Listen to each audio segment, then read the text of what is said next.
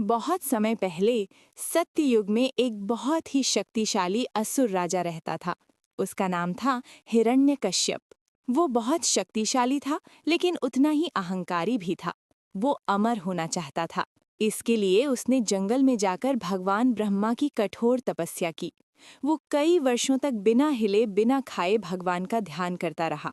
उसकी तपस्या से प्रसन्न होकर भगवान ब्रह्मा उसके सामने प्रकट हुए। हे हिरण्यकश्यप, मैं तुम्हारी तपस्या से प्रसन्न हूँ। मांगो, क्या वरदान चाहते हो? प्रभु, मुझे अमर बना दीजिए। ये संभव नहीं है।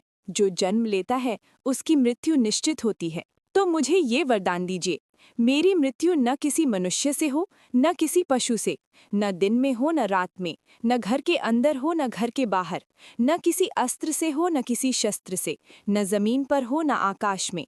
तथास्तु। इस वरदान के बाद हिरण्यकश्यप बहुत अहंकारी बन गया। वो स्वयं को ही भगवान मानने लगा।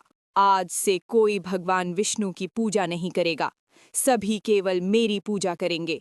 उसी समय उसके घर एक पुत्र का जन्म हुआ। उसका नाम था प्रहलाद।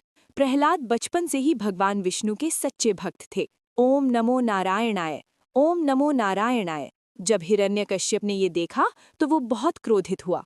प्रहलाद, तुम किसकी पूजा करते हो? पिताजी, मैं भगवान विष्णु की पूजा करता हूँ। वे ही सच्चे भगवान हैं। ये सुनकर हिरण्यकश्यप बहुत क्रोधित हुआ। सैनिकों, प्रहलाद को पहाड़ से नीचे फेंक दो। सैनिकों ने प्रहलाद को पहाड़ से नीचे फेंक दिया, लेकिन भगवान विष्णु की कृपा से प्रहलाद सुरक्षित बच गए। फिर उसने प्रहलाद को जहरीले सांपों के बीच फेंक दिया, लेकिन भगवान ने उनकी रक्षा की। हर बार भगवान अपने भक्त की रक्षा कर रहे थे। तब हिरण्यकश्यप ने अपनी बहन होलिका को बुलाया। मैं इसे आग में लेकर बैठूंगी। होलिका प्रहलाद को अपनी गोद में लेकर आग में बैठ गई। चारों ओर भयंकर आग जलने लगी। ओम नमो नारायणाय, ओम नमो नारायणाय। भगवान की कृपा से होलिका जलने लगी और प्रहलाद सुरक्षित बच गए। कहाँ है तुम्हारा भगवान? प्रहलाद, भगवान हर जगह है। क्या इस स्तंभ में भी है? हाँ, भगवान इस स्तंभ में भी हैं। ये सुनकर हिरण्यकश्यप ने क्रोध में स्तंभ पर प्रहार किया। तभी स्तंभ से एक भयंकर आवाज आई और प्रकट हुए भगवान विष्णु का अद्भुत अवतार नरसिंह। अधर्म का अंत निश्चित है। नरसिंह अवतार आधे मनुष्य और आधे सिंह थे। नरसिंह अवतार आधे मनुष्य और आधे सिंह थे। उन्होंने हिरण्यकश्यप को पकड़ लिया।